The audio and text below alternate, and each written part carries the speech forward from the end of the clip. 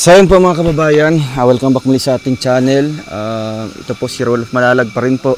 So andito pa rin po tayo sa lugar po kung saan kami nag-mission or nag-i-scout ng panibagong matutulungan.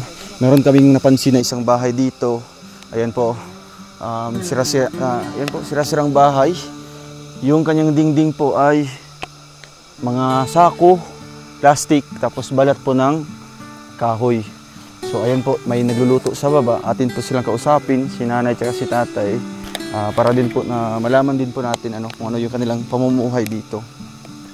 Maayong hapon! Maupyang hapon! Maupyang hapon! Ay, hello po! Kamusta? Kamusta po? Kamusta mo? Maayo naman, mabuti naman daw po. Di na init di Kuya Victor? Dito ka Kuya Vic. Nay, kayo nakatira dito? Kamo nagpuyo dari. Grabe, kaluoy sa inyong balay, Nay. So, unsa inyong panginabuhi? Mag-umara, sir, o sa'yo mag-inadlaw. Ayan, nag-uuma, kumbaga nagsasaka. Unsa inyong ginauma? Ang mais? Mais, sir. Og? O kanang mga balanghoy. Mais tsaka balanghoy, yun yung sinasaka po nila. Tapos minsan, kayo, inadlaw. Ayan, nag-arawan po sila. Magkano sweldo sa arawan? 300 ang adlaw. 300 ang adlaw. Libre. Walang libre. Grabe guys. So ano yun? Gikan buntag hantod gabi or hapon? Buntag hantod. Paingon sa alas 3 ang kuan pa. Alas 7 ng umaga, paingon ng alas 3. Papunta ng alas 3 ng hapon. So kumusta man ang inyong kinabuhi dire? Lisod jud sir kay pagtanom na kay utangon daan ang para pugas nya. Ang abono utangon. Kay wala man may ikapinansing. So pag mabaligyan na ang mais, wala na gyud mi sobra. Wala na sobra sa inyo ha. Grabe guys. Permanente balance. So unsay mapaingon sa inyo ha? Wala na gyud sir. Magbili na lang mi isa ka sako nga para pang konsumo. Grabe. Ang hirap Ganito pala yun. Yun nga sabi ni Kuya Alex kanina na ito yung kanilang pagtatanim po ng mga mais. Wala silang pera, nag-aangkat pa siya, naghihiram po, umuutang pa lang po ng pera pambili ng mga mais. Katong ipugas ninyo. Pugas. Tapos bibili pa ng medisina. Tapos abono. Tapos bayad pa sa pagbaba. Pagbaba sir. Hakot, magkakot, bayad pa sila. So kumbaga pag maibenta na lahat, sila pa yung may utang. Kamo pa yung mautangan. Grabe. So ang ginagawa niyo nanay, maglain na lang mo isa ka sako pang konsumo ninyo. Ayun po, kumbaga mag-iimbak na sila ng isang sako ng mais para yun yung kanilang konsumo. Kumbaga yan yung kanilang kita, kita nila kasi sila pa nga yung may utang. Walang balik sa kanila na pera. Kaya dahil sa mais na tinago nila ng isang sako, ni-reserve nila. Mao na yung pangkonsumo sa tibuok bulan sa isang buwan daw po. Hay, mayong hapon. Mayong hapon. Kumusta? Okay ra. Okay ra. Kumusta man si tatay? Okay ra na sir, di na siya ka kuan sir, di na siya ka kuan og trabaho kay sakit na niyang ulo. Di na po makakatrabaho po si tatay. Gioperahan man na iyang ulo. Inoperahan pala yung ulo ni tatay. Hala. Da? Dili na siya kay ako na lang magkuan sir. Magtrabaho. Ikaw na lang nagtrabaho. So si tatay daw po inoperahan po sa ulo.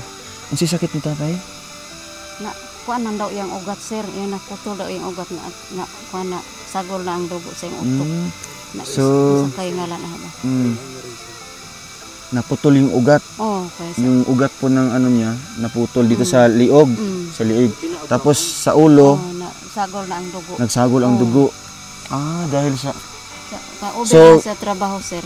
dahil sa sobrang trabaho. Oo. Sobrang pagtrabaho po, no. Minsan sa sobrang sakit ng ulo niya, no, iniinda lang.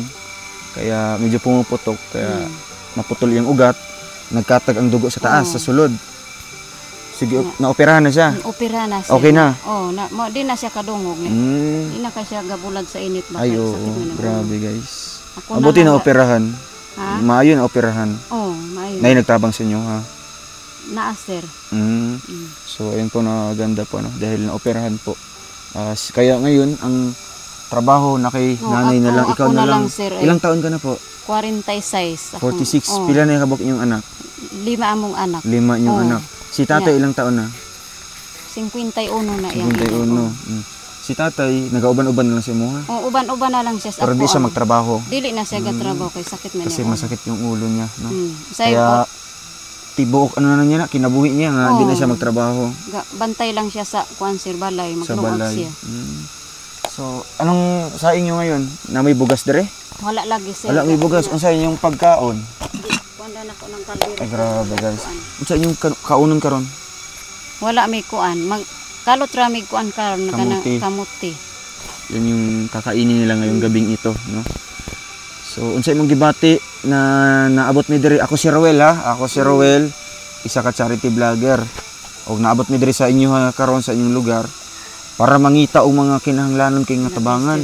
Unsa imong gibati karon? Sir, nalipay gyud ko nga naabot mo diri sa among lugar sir kay dugay na gyud ko nangandoy nga inyo kong matabangan. So, akong mga anak estudyante pod sir. estudyante mo nga anak. Asa sila nag-eskwela? Nay akong anak sa Valencia sir niya. Sa Valencia? College sir niya. Tagaan na lang ko sa kagawad og kuan para bayad sa eskwela. Mag-exam siya. So ang maganda dito kasi pag miyembro sila ng IP, no, merong cash assistance na matatanggap po galing sa gobyerno. Kulang ra sir. Pero kulang pa. Wala na pang bayad sa boarding house allowance, allowance sir. pagkaon. Kaya ang binabayad nilang sa inyo pang tuition lang.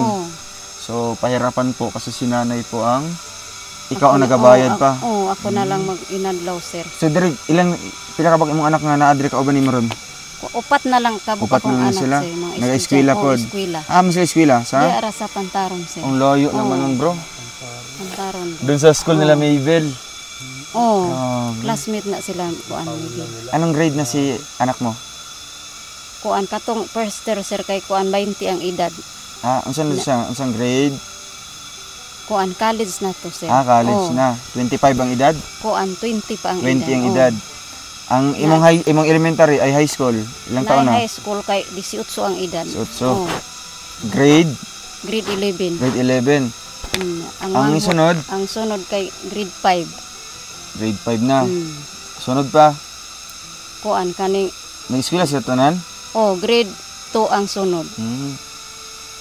Yung pinaka bunso. Mao nay pinakabunso sir grade 2. Grade 2 na. Nanay, unsa ka importante ang pag-eskwela sa imong mga anak? May gaano kahalaga yung edukasyon sa kanyang mga anak? Sir, importante gyud nang pagpa-eskwela namo sa among anak sir kay aron makatabang sila sa among kalisod sir. Na dili sila mosunod sa amo abang kuan makalisod-lisod mi. Magandang layunin, no, magandang kumbaga rason kung bakit po nila pinapasok yung mga anak nila sa school. Kagaya din po sa ibang na interview natin, yun yung makakaahon sa kanila sa kahirapan. No, mo yung makahawas sa inyo sa kalisod. Sa among kalisod. Yun. Bantog imong gipaningkamutan nga makahuman yung mga anak. Pinagsisikapan niya na makatapos yung mga anak niya. Kaya maura man na inyong matabang sa ila para di sila mamahimong inani. Lagi no? sir, Kaya kung dili sila eskwela, no, kung di sila mag-aaral, magiging ganito yung trabaho nila. Sir, dili magparehas sa amo nga. Ayaw gusto ni nanay, hindi gusto ni nanay na gagaya po yung mga anak niya sa ganitong trabaho. Lagi sir. Kaya nga no, lisod kaayo. Lisod kayo sir, oy. Grabe na no. Saan man usahi mong una-una kung nana sa kalisod ninyo. Ikaw ra pa jud isa nga nagtrabaho. Maghilak na lang ko sir. Mangayo ko sa akong igsuon. Gamay ra man pud ihatag. Mag-inadlaw na lang kung agwanta para sa akong anak. Ayun po, no. Kumbaga tinitiis na lang ni nanay na arawan. Diri mo nagatulog, nay. Oh, diri miga Ano sa pagsaka ninyo? na may Ay, hagdan ito sir. hagdanan nila, oh. Grabe guys, kahoy lang. Tapos ito yung, ano nyo, abuhan. No, diri, usay, diri mo nagaluto. Balhin lang. So, ayun guys, ato na to sa taas, nay. Grabe. Ito pala yung kanilang bahay po, no? Mga kababayan. At yun nga sabi ko kanina, yun o, balat ng kahoy. Yung kanilang dingding. Sako na gabok. Tapos, dahon ng saging. Sako tayo dito. Ligon man eh. Ulit ko na sir. Ay, nain yung mga mais dre. Naa sir. Wala konsumo sir. Ito na yung konsumo nila. Grabe guys. Mga gamit diya sir. Ayun o. So ito yung kanilang konsumo. Ang uban ano yun, baligyan ninyo. Gibayad na sa utang. So ayun po, naka-imbak lang po dito yung kanilang mais. Na kung kailangan na po nila ng pagkain o kaya ng kanin or bigas, ipapagaling ni mo ni. Ipagiling. Yun na, marami pa dito. Marami pa. So sa taas naman po may lutuan, no, para kung sakaling ano, malakas yung ulan, kung mag-ulan-ulan, ay ano po, pwede sila magluto sa taas. So dito, nay, dito tayo, no, kasi may dala kami ditong ano, magdala kaming bigas, nay, para ni sa inyo ha. Salamat kayo sir. Dako kayong salamat sa inyong pag Ay, inyo tong bugas ha. Inyo tong bugas para na sa inyo ha. Mao ni dala namo para sa inyo ha. Unsay mong gibati karon? dako kay akong kalipay sir nga nag-anhi mo diri sa among kuan sir sa among lugar. Ay, malaki pa rin Ay, salamat po ni nanay na nakatabang pumunta mo- tayo sa lugar nila. Nakatabang mo sa among kalisod. Makakatulong tayo sa kanilang paghihirap, no. Sa Dugay kanilang- namin nagpangandoy sa inyo sir nga makaanhi mo na diri. makaanhi mo diri. Oh. Grabe. Kasi kung pupuntahan dito almost 3 hours, no, yung pagpunta, 7 bundok yung lalakbayin.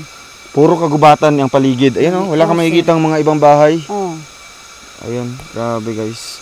So, nay, naani diri sulod ah. Oh, sir. 10 ka kilo nga bugas. Mm. Og mga ayan, makalungag na magbugas karon, Kalungan di ba? na mo, Meron mga kape. Ayun yung kape. Buksan na lang natin para makita nila nanay. So, ayun na may kuwan karon, lungagon, ano? Ito, Oh, sir. may mga Oh, salamat sir. unsa man eh? Quick chow. Kani, uy na kape. Tapos kani, Kuan tinapa. tinapa. Tapos may mga beef loaf and corned beef. Ayun yung corned beef. Oh, kuan. So ayun guys, at umuulan na. May asukal pa. Nay, di lang may magdugay no. Sige, tarungan ni Nay para ano. Kasi umuulan na po. 3 oras pa yung lalakbay natin. Sige po, unsay mo mga istorya? Salamat sa inyong pagduo diri sir. Ayan, salamat Dako daw ako po. niyong pasalamat sa inyong pag-anhi diri. Tapos Nay, may ibibigay ako sa inyo ha, na ano po. Oh, ayan po Nay. Pila man Salamat eh. kayo sir. Pila man na? 2,000. Yun, 2,000. Lipay ka ana. Nalipay ka kay ko sir kay nana ko ipangbalon sa akong estudyante. Ayan, pambaon po sa kanyang mga estudyante. Hindi na ko mag-inadlaw sir. Oo, hindi na siya mag-aarawan po. Sige, tay, mo lakaw sa mi, kusog ng ulan, oh, baba pa mi. Salamat po sa inyo lahat mga kababayan, at kung meron mang gustong tutulong dito, basta po babalik po kami no anytime kung meron mga magpapaabot ng tulong. Maraming salamat po sa inyong panonood, and ito po ang buhay po nila Nanay Bibilin. Evelyn o si Tatay Winnie. Balik lang ko po na. Sige, ayo-ayo mo diri po. Sige.